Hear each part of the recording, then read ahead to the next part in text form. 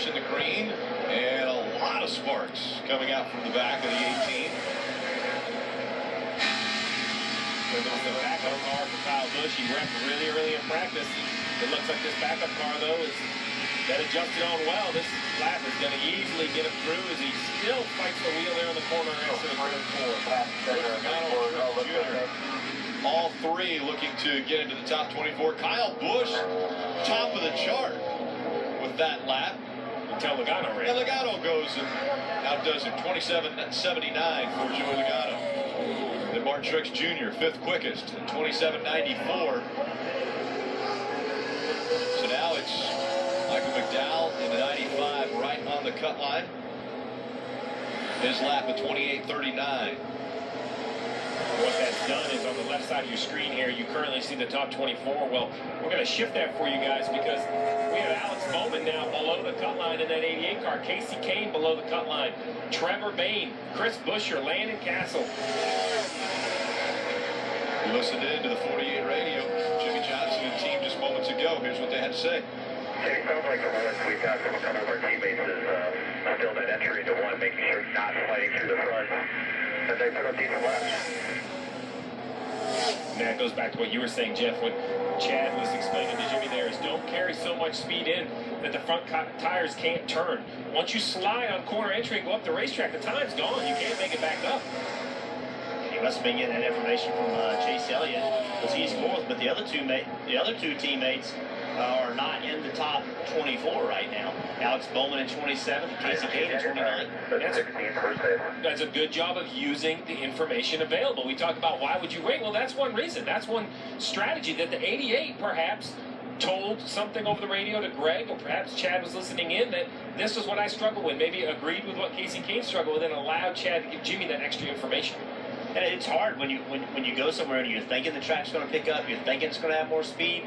It's hard not to drive in the corner a little bit hard, but once you drive in the corner and the track has less speed, you're done. You've overcommitted, and now you just can't get back to the bottom, and you're never going to get the speed back. So this lap for Chris Buescher, while it does not advance him into the top 24, that's a big pickup. He had run in the mid-50s, that's the mid-30s, that's 0.2 of a second. So does that mean that that speed's available for a Clint Boyer, a McDowell, a Regan Smith, and Alex Bowman, some of the cars that are just below the cut line?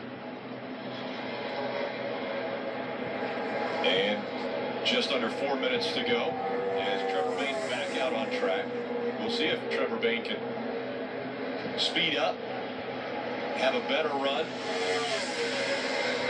It's a unique line down there at 3 and 4. High entry, low exit.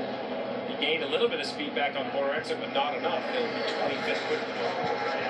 He also was quicker than what he had ran the first time. I'm a little surprised. I'm a lot surprised. Now we have Alex Bowman coming to take the green. Have they made adjustments? He currently is about 0.2 below the cut line. We've seen these other teams pick up 0.2. Can this 88 find time? He's so far in the green. He gets to the bottom. Right, exactly. So he did not overdrive turn 1. He learned that from the first time, made the adjustment. They probably adjusted the car as well, and he's actually running quicker to see if he can carry it into 3. Absolutely. Biffle, Stenhouse, McMurray above the cut line. They have to be seeing this, getting prepared to go back on the track. We've got 88 has easily improved and is going to make the top 24 currently. 2.5 minutes to go. If somebody wants to get out there on track, they've got to be watching the clock. As Bowman goes to 21st quickest at a 28.13. One I believe has the best chance is Casey Kane. Kane, he's down in 32nd. Ran a 28.44. Cole's a 27.79. So way off on that run. So I have a feeling he has some room left to gain some. Hey guys, what a big improvement we've seen out of this 95 car. Todd Parrott has went over there a few weeks ago, and ever since he's joined this 95, it has significantly moved up the running order. Michael McDowell still in the red, though, as he was trying to advance, move up to the second round. As we watch Michael McDowell, he's probably one driver who, when I watched qualifying here, he was driving for Michael Waltrip Racing, I got a true sense of the speed and what takes place at this racetrack. Bishop said, sorry, got loose on corner entry. We've been talking about that all day and just overcorrected a little bit. The car got it in the safer barrier.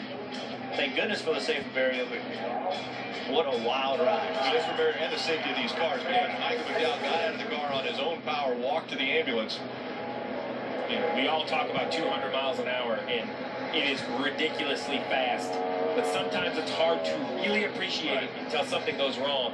And that car, it looked like a model. It didn't look real as it flew through the air, tumbling down the banking. So I was sitting in my car getting ready to go qualify, and of course I was sitting on pit road because I couldn't see it. So my car owner, Richard Childress, gets the radio and says, "Wow, that was huge." And I'm thinking, wait a minute, you don't say that to a guy getting ready to go back on the racetrack. See, Biffle, he just had to bail out of his lap, got in the corner, got way up the racetrack. So right now, Casey Kane, he's on the racetrack to see if he can learn the lessons that we saw his teammate Bowman learn. Ricky Stenhouse Not Jr. going to happen. on the cut line at 28-24. You saw Kane's car wiggling on corner entry, had to get up the racetrack, killed the speed. He's going to have a remarkable 3 and 4 to make the pace up. It's heading the right way, but I just don't think he can gain enough. 20 seconds to go. And Casey Kane is not going to advance into the top 24. With 10 seconds to go, there's a couple cars on the track. Chris Buescher and David Reagan are on the clock, but still trending in the red.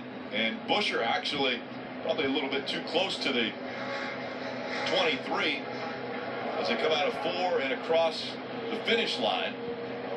Stenhouse Jr. is going to hang on and will advance to the second round. Rick, how about that? 24th, Roush Fenway, Ricky Stenhouse Jr.